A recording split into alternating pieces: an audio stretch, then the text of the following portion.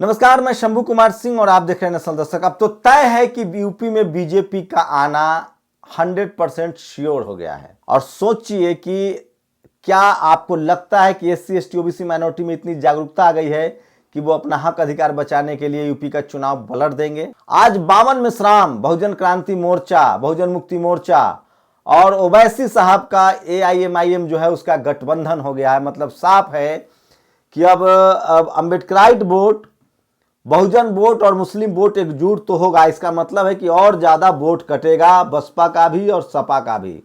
चंद्रशेखर यादव अलग ही वोट काटे। तो आप लोगों को क्या लगता है कि क्या अखिलेश के अलग लड़ने से, बीएसपी के अलग लड़ने से, रावण के अलग लड़ने से और ओवैसी और मेश्राम के अलग लड़ने से ये सारी पार्टियां जीत सकती हैं या बीजेपी को फायदा हो रहा है? तो जानकार बता रहे हैं कि मुकाबला ट्रायंगुलर हो रहा है और यकीन मानिए कि बीजेपी का आना तय है। मेरा बार बार का वही कैलकुलेशन है कि अगर शेड्यूल सवर्ण समाज का वोट अपनी जगह पर एक मुश्त है, बीजेपी के साथ है, मुस्लिम समाज का वोट 3 टुकड़ों में बट रहा है, मायावती के साथ भी, अखिलेश के साथ भी और ओवैसी जी के साथ भी, जिसमें बावन मेश्राम भी अब पार्टनरशिप हो गए हैं।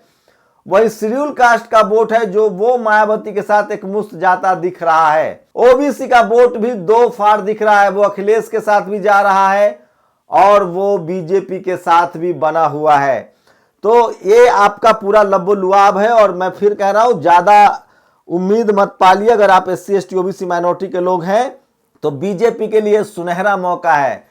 तो सवाल है कि क्या एससी एसटी ओबीसी माइनॉरिटी की जो जनता है, जो पब्लिक है, वो यूनाइट होगी और वो किसी एक तरफ वोट कर सकती है? ये भी खेल हो सकता है। अगर एससी एसटी ओबीसी माइनॉरिटी की जनता समझदार होगी, नारा और अगर वो अपने हक अधिकार से के लिए जागरूक होगी तो हो सकता है कि वो सपा को वोट दे दे, बीएसपी को वोट दे दे या बावन मेश्राम और ओवैसी जी को एक साथ वोट दे दे। आपको क्या लगता है? आपकी क्या उम्मीद है? मैं तो बार बार कह रहा हूं कि एससी एसटी ओबीसी माइनॉरिटी का वोट बटेगा और चुनाव में बीजेपी बाजी मार ले जाएगी। और इसलिए मैं कह रहा हूं कि एससी एसटी ओबीसी माइनॉरिटी की लीडरशिप की जो महत्वाकांक्षाएं वो बहुत बड़ी है, बहुत ज्यादा है। उनमें आपसी तालमेल नहीं है, उनके समर्थकों में बहुत मनमुटाव है और लब्बो लुआब है कि फाइनली नुकसान एससी एसटी ओबीसी और माइनॉरिटी को होने जा रहा है। मैं फिर कह रहा हूं कि अगर अखिलेश यादव ने थोड़ी समझबूझ दिखाई होती और वो बावन मेश्राम को भी अपने साथ लेते, अखिलेश को भी अपने साथ लेते, ओवैसी को भी अपने साथ लेते, तो खेल कुछ और एक तरफा हो सकता था। मायावती जी भी अपने गठबंधन में अगर लेती तो खेल एक तरफा हो सकता था। लेकिन जिस तरह से टुकड़ों में बटे हैं उसके लिए एक तरफा खेल होने का मतलब है कि देखना पड़ेगा क्या एससी एसटी ओबीसी माइनॉरिटी की जनता कितनी जागरूक हुई है। अगर मुसलमान सपा या बसपा को एक मुश्त वोट देते हैं तो भी बात बन सकती है। अगर मुसलमान ओवैसी को भी एक मुश्त वोट देते हैं तो भी बात नहीं बनेगी। अगर ओबीसी के लोग एक मुश्त सपा को वोट देते हैं तो भी बात बन सकती है।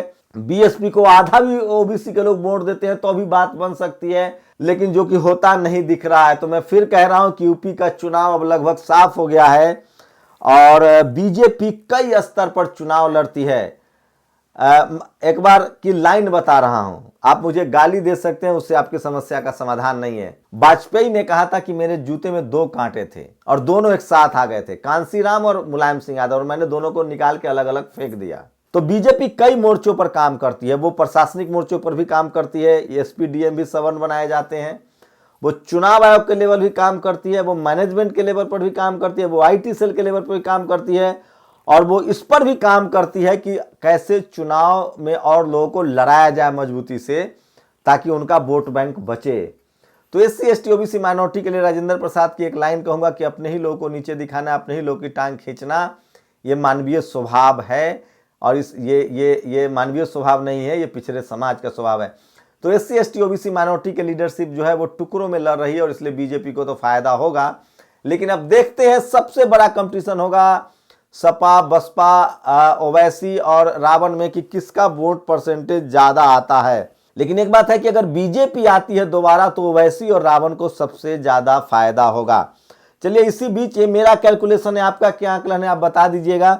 बहुजन समाज पार्टी ने, मेरा काम है सारे एससी एसटी ओबीसी माइनॉरिटीज की जो पार्टियां उसकी खबर दिखाना। बीएसपी ने फिर से 51 लिस्ट जारी कर दी है और देखिए, बेहट से रईस मलिक, नकुर से साहिल खान, सहारनपुर से मनीष अरोड़ा, सहारनपुर सामान्य से श्री अजय सिंह, देववन से चौधरी राजेंद्र सिंह, रामपुर मनिहारन से रविंदर कुमार मोलू, गंगोह से नोमान मसूद, नजीबाबाद से शहनवाज आलम, नगीना से ब्रजपाल सिंह, बाढ़ापुर से मोहम्मद गाजी, धामपुर से कमाल अहमद, नहटौर से श्रीमती प्रिया सिंह, बिजनौर से श्रीमती रुचि वीरा, चांदपुर से शकील हाशमी, नूरपुर से हाजी जियाउद्दीन अंसारी, काट से श्री अशफाक अली खां, ठाकुरा द्वार से मुजाहिद अली, मुरादाबाद देहात से अकील चौधरी, मुरादाबाद नगर से इरशाद हुसैन सैफी और कुंदकी से हाजी चांद बाबू वकील, बिलारी से अनिल कुमार चौधरी।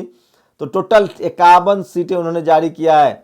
चंदौसी से रणविजय सिंह, असमौली से रफतुल्ला, संभल से शकील अहमद, गुन्नौर से फिरोज, स्वार से अध्यापक शंकरलाल सैनी, चमरौवा से अब्दुल मुस्ताफ हुसैन, बिलासपुर से राम अवतार कश्यप, रामपुर से सदाकत हुसैन, मीलक से सुरेंद्र सिंह सागर, धनौरा से हरपाल सिंह, सादात से सादाब खां उर्फ टंटा, अमरोहा से नवाद अयाज, हसनपुर से फिजेराम, बिसौली से जयपाल सिंह, सहवासन से हाजी। तो ये तरह से 51 टिकट उन्होंने फिर से जारी किए हैं सेकेंड लिस्ट में। तो ये बड़ी खबरें थी, लेकिन मैं फिर कह रहा हूं कि सब कुछ गडमड है। SC ST OBC माइनॉरिटी की जनता के हाथ में है। 90% आबादी जिस तरफ एक मुश्त वोट करेगी उसकी जीत तय है। अगर OBC एक मुश्त अखिलेश को वोट करता है तो भी जीत तय है। अगर आधा OBC भी मायावती जी के साथ आते हैं और मुसलमान भी आधा आते हैं तो भी इनकी जीत तय है। अखिलेश के साथ अगर पूरा OBC या आधा OBC, पूरा मुस्लिम या आधा मुस्लिम जाते हैं तो भी मामला फंसता दिख रहा है। तो इस लिहाज से देखें कि अगर आधा पूरा मुसलमान और पूरा OBC अगर अखिलेश को वोट देते हैं तो भी उनका मामला बन सकता है। लेकिन सबसे ज़्यादा फायदे में अब BJP है। देखना है SC ST OBC माइनॉरिटी के लोग क्या फैसला करते हैं और कहाँ वोट देते हैं। आप अपनी प्रतिक्रिया जरूर दीजिए। शुक्रिया। नेशनल दस्तक की आपसे गुजारिश है कि अगर इसको बचाना चाहते हैं तो नेशनल दस्तक को सब्सक्राइब करने के लिए रेड कलर के सब्सक्राइब बटन को दबाएं, फिर बेल आइकन की घंटी दबाएं। नेशनल दस्तक को बचाने के लिए बहुत जरूरी है कि हर खबर को शेयर करें, लाइक करें, कमेंट जरूर करें।